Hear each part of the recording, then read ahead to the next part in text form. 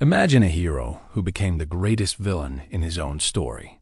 A prodigy, a genius, who suddenly turned his back on everything he loved, covered in blood and carrying the weight of unspeakable secrets. Itachi Uchiha, the name that haunts generations, is more than an antagonist. His journey is a psychological abyss that challenges our understanding of right and wrong. What you're about to discover will flip your perception of him upside down. In the heart of Konoha, where the leaves danced with the breezes of hope and political tension, the Uchiha clan stood out not only for its unmatched strength, but also for the legendary Sharingan, an ocular power that made it one of the pillars of protection for the Hidden Leaf Village. It is in this vibrant, yet deeply distrustful, setting that Itachi Uchiha emerges, a figure seemingly destined for greatness and the preservation of peace. From an early age, he was not just a prodigy in ninjutsu, genjutsu, and taijutsu. Itachi was an inquisitive and exceptionally mature mind, far beyond what his young age suggested. While other children concerned themselves with games or simple childhood rivalries in the dojo, Itachi already demonstrated sharp analytical intelligence and a perception of reality that extended far beyond his years. He absorbed knowledge and skills at an astonishing speed, mastering complex techniques and battle strategies even before reaching adolescence. His ability to process information, anticipate enemy movements, and grasp the political nuances of Konoha was almost supernatural, an undeniable reflection of his superior intellect. His meteoric rise through the ninja ranks culminated in his entry into the Anbu at age 13, an achievement that, in itself, consecrated him as one of the greatest talents of his generation and a promise for the village's future. But for Itachi, this was not a quest for personal glory, recognition, or power. He saw the Anbu, Konoha's elite force, as a vital means to protect his village and, consequently, his own clan, which was an integral and fundamental part of Konoha's structure. Peace was his supreme ideal, a moral compass that guided his every action. He yearned for a future where stability prevailed over the constant threat of conflict and the insidious internal rivalry that corroded the relationship between the Uchiha clan and the village leadership. Itachi's psyche, from his earliest years, already revealed striking traits of an immense, almost suffocating sense of responsibility, an innate altruism that compelled him to prioritize collective well-being above all else, and a deep, unwavering desire to safeguard those he loved, especially his younger brother Sasuke, whom he wanted to protect from any pain. He was, in essence, a peacemaker, a guardian, forced to live in a world on the brink, where the shadow of civil war began to insidiously spread over Konoha, threatening to destabilize the entire region. His genius, his purity of intention, and his keen insight made him the strongest link, perhaps the only one, between his proud and, at times, stubborn clan's tradition and the promise of a peaceful and prosperous future for the Leaf Village. He firmly believed that through his dedication and, if necessary, his sacrifice, he could build a better world, even if the cost was his own innocence and happiness. But there was something no one saw coming: the overwhelming complexity of the choices that awaited him and the profound, excruciating loneliness they would bring, forcing him to bear an invisible and painful burden. Itachi's world, built on the pillars of peace, unwavering loyalty, and hope for a better future, crumbled under the overwhelming weight of a devastating truth and an impending tragedy of epic proportions. The trigger for his drastic and irreversible transformation was the looming threat of a catastrophic internal conflict that threatened to destroy Konoha completely, from the inside out. The Uchiha clan, fueled by decades of deep resentment, growing distrust, and painful marginalization by the village leadership, was on the verge of a coup d'etat.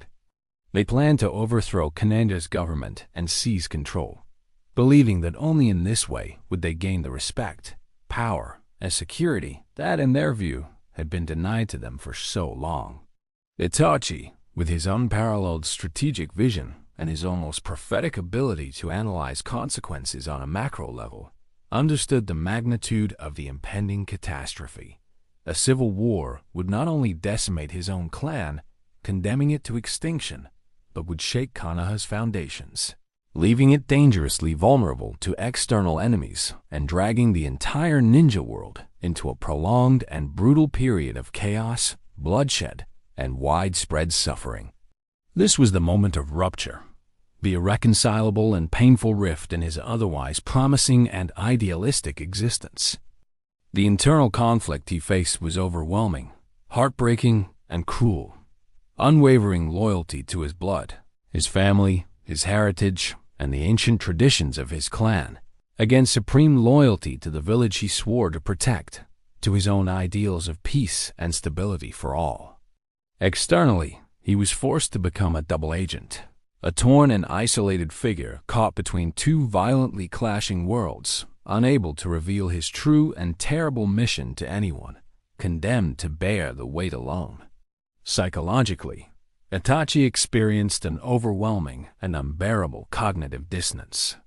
This concept, fundamental in social psychology, describes the profound mental discomfort felt by a person who is simultaneously confronted with two or more violently contradictory and seemingly irreconcilable beliefs, ideas, or values.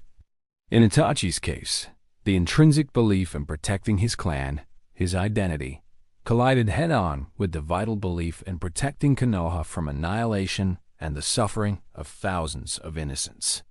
To alleviate this unbearable tension and find a way forward, a path he considered the only one, the most logical and the most painful, he was forced to make a drastic decision, rationalizing his choice as the lesser of two evils, even though this evil was of unspeakable proportion and would brand him forever.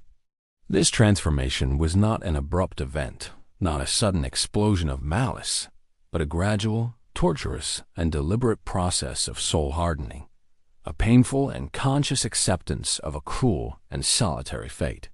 He accepted bearing the burden of hatred, incomprehension, and eternal guilt to prevent even greater suffering for millions of lives, for the village he loved so much. He began to mold himself, not as a villain by choice or innate wickedness, but as a walking sacrifice, a shadow that would dance on the edge of morality, carrying a terrible secret that would consume him from within, but that would save everyone. And that was when everything began to crumble, deep within him, without anyone else being able to see the excruciating pain in his eyes, hidden behind a mask of calculated coldness and indifference.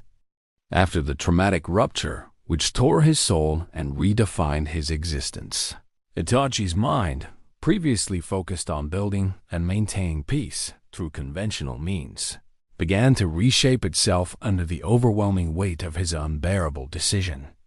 Reality imposed itself with a cold and relentless brutality. To prevent a devastating civil war that would consume Konoha and spread like a plague, he had to act ruthlessly and definitively.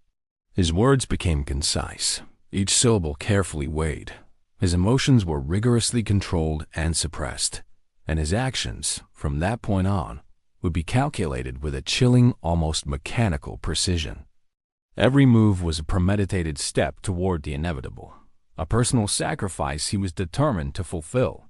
He did not act out of hatred, nor for pleasure and destruction, or the pursuit of power. Instead, he was driven by an unyielding logic that led him to believe that only an extreme act involving personal, moral, and existential sacrifice could prevent a large-scale calamity.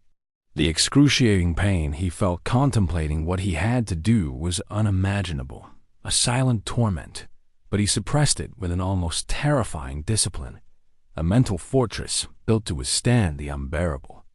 To delve into Itachi's complex and paradoxical psyche, we need to understand the concept of pathological altruism in a broader sense, going beyond strict clinical definitions. While he doesn't perfectly fit the definition of a mental disorder, the term helps us grasp the singular magnitude of his sacrifice. Pathological altruism, in this context, can be interpreted as the willingness to help others at an extreme cost to oneself, even if it involves morally ambiguous, painful, and even detrimental actions to one's own image, reputation, and psychological well-being. Itachi accepted the role of villain before the world, and, more painfully, before his brother Sasuke. He accepted the loss of his honor, eternal solitude, and the hatred of his only remaining family member to save Konoha, and, crucially, to preserve the life of the only family member he could not eliminate, his younger brother. He rationalized that his personal suffering, his own condemnation, and the sacrifice of his soul would be a just and absolutely necessary price for the village's security and for the survival of the Uchiha clan's legacy through Sasuke. His apparent serenity, even in the face of imminent ruin and the execution of his own clan, was not coldness, indifference, or a lack of emotion. It was, in fact, the terrifying calm of someone who had made an irrevocable decision and was fully aware that he would have to bear the consequences until his dying day, without deviating from his purpose. He became the villain for a cause he considered infinitely greater than his own existence, a necessary evil that he would bear alone, a burden that would crush him until his last breath, corroding him from within. His mind, distorted by pain and relentless logic, became an impenetrable fortress, capable of bearing the weight of his terrible secret and his actions. He built an impenetrable facade, a labyrinth of mysteries, to protect the truth and for his brother to fulfill his destiny. But the true monster, the architect of his own misfortune and a tragic fate, was still dormant, awaiting the moment of his unveiling to the world and the staging of his own downfall, part of an even larger and more complex plan.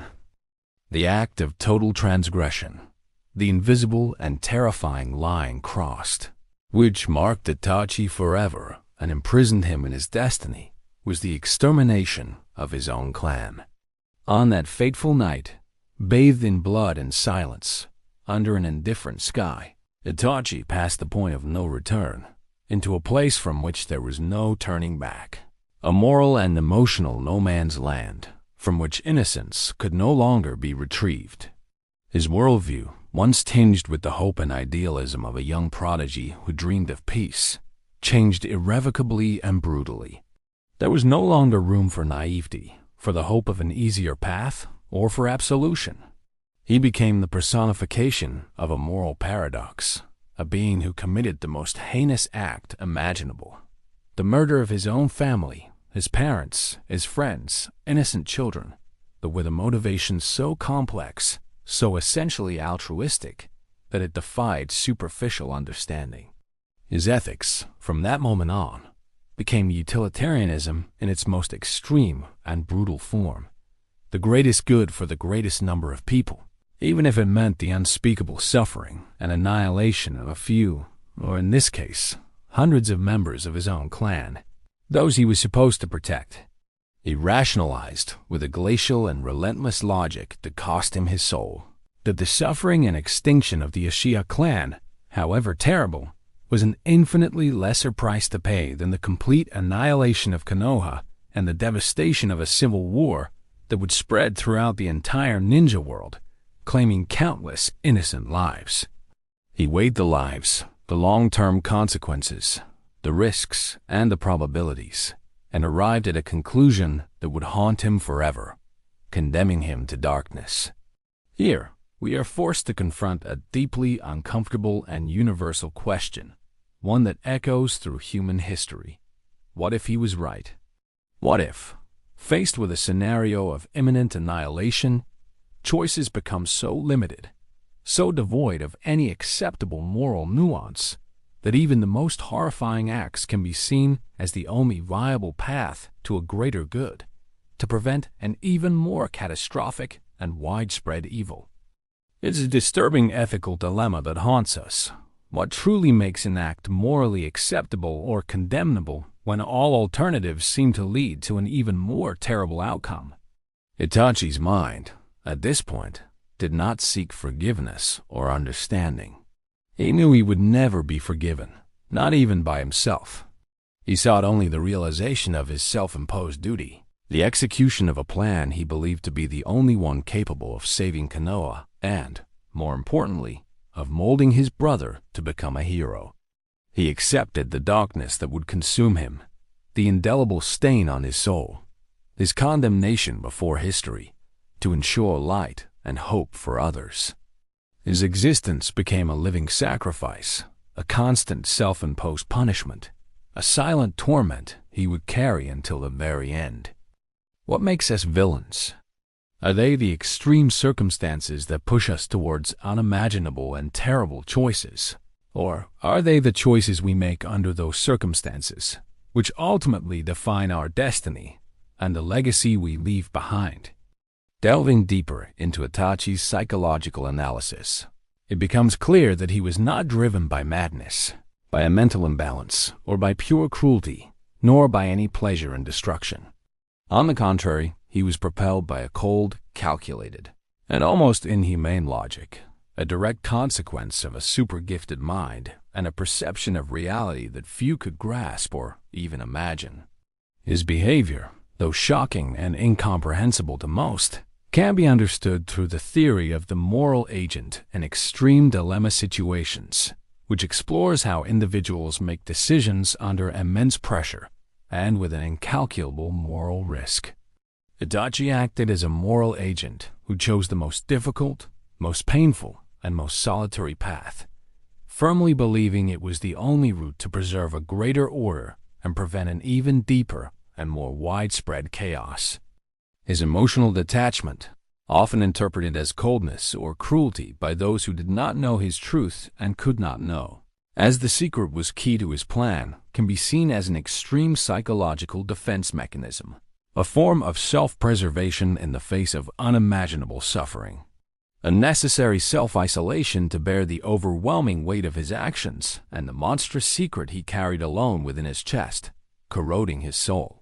In terms of emotional intelligence, Itachi demonstrated exceptional, almost superhuman, control over his own emotions. He was able to suppress love, pain, guilt, and despair to execute his plan with surgical precision and without apparent hesitation. This ability to compartmentalize suffering and pain, to separate his emotions from his actions and greater objectives, is extremely rare and, in his case, served as a crucial tool to fulfill what he saw as his undeniable duty and to maintain the facade of a ruthless villain in the eyes of the world and his brother. He was capable of shutting down empathy in crucial moments, not due to a lack thereof in his essence, but due to functional necessity for the execution of his plan. We can draw parallels with historical figures or military strategists who, in times of war or existential crises of a nation, are forced to make decisions that result in significant loss of life, but are considered inevitable or even necessary for ultimate victory or the preservation of a greater good. Itachi's mind did not operate on impulse or unrestrained passion, but based on a rigorous analysis of the probabilities and consequences of each choice, a true logical calculation machine forced to operate in a scenario of moral horror and personal sacrifice. He sacrificed himself as an inverted martyr, a villain who surrendered his soul, his honor, and his happiness to save that of many others, accepting eternal condemnation and the hatred of those he loved most, all for a greater purpose. It was not madness. It was cold calculation, but at an emotional and existential cost that few could endure without completely fragmenting. What remains after the devastation wrought by Itachi, after the echo of screams and the silence of desolation? A complex, ambiguous, and profoundly contradictory legacy, one that continues to reverberate throughout the entire Naruto universe, challenging notions of heroism and villainy. His action, the Uchiha clan massacre, molded the ninja world indelibly and irreversibly, redefining the fate of Konoha and countless individuals. Konoha was preserved from a bloody civil war and complete annihilation, but at the cost of deep and lasting trauma for many, especially for Sasuke, who grew up fueling an insatiable and corrosive thirst for revenge. This revenge, ironically, was a direct and intentional consequence of Itachi's plan to strengthen his brother, to guide him brutally and painfully towards a path of power and recognition he would not have otherwise achieved. The shock waves of his choices echoed for generations, influencing not only Sasuke's tragic destiny, but also that of many other characters and the very course of ninja world history, altering its flow forever. The truth about Itachi remained hidden for years, distorting perceptions, creating a myth of villainy that he voluntarily accepted and masterfully cultivated to protect his village and his brother's honor, who needed an enemy to grow and surpass himself. Philosophically, Itachi's story forces us to confront one of the most uncomfortable and universal questions of human existence. Who are we to judge? Can we truly and unconditionally condemn someone who committed such a terrible, shocking act in its brutality, but with the explicit and painful intention of preventing a much larger calamity? Itachi became the necessary villain, the scapegoat, so that others could have a chance to be heroes, so that Konoha could continue to exist, so that the cycle of hatred within the Uchiha clan could, in some way, be broken or at least redirected. His life was a continuous sacrifice, a lonely and painful existence, bearing the burden of guilt, hatred, and incomprehension so that peace, however fragile and costly, could flourish.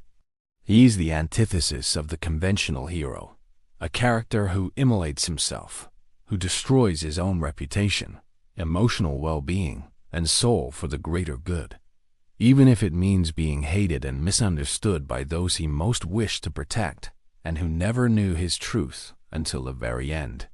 The moral ambiguity of his actions leads us to a profound reflection on what it truly means to be a hero or a villain, and on the thin lines that separate one from the other in times of despair and impossible choices, where the lesser evil is still evil.